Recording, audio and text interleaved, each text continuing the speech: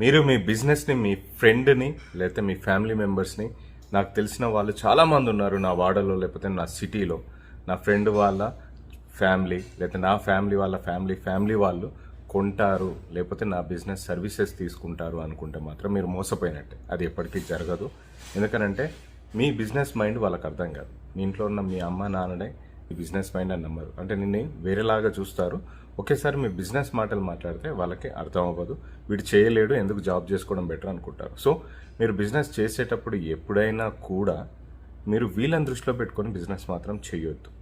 Encourage చేసే వాళ్ళు ఉంటారు, వాళ్ళ అభిప్రాయాలు ఇప్పుడు మీరు తీసుకోవాలి. ఖచ్చితంగా మీరు రియల్గా బిజినెస్ స్టార్ట్ చేయాలంటే మీ కస్టమర్ కోసం మీరు తెలుసుకోవాలి. వాళ్ళ ఇన్కమ్ గ్రేడ్ ఎంత, వాళ్ళ ఏజ్ గ్రేడ్ ఎంత, మీ టార్గెట్ ఆడియన్స్ ఎవరు, మీ టార్గెట్ కస్టమర్స్ ఎవరో చూసిన తర్వాత మీరు బిజినెస్ స్టార్ట్ చేయాలి. వాళ్ళనే టార్గెట్ చేయాలి, కానీ మిగతా వాళ్ళని కాదు.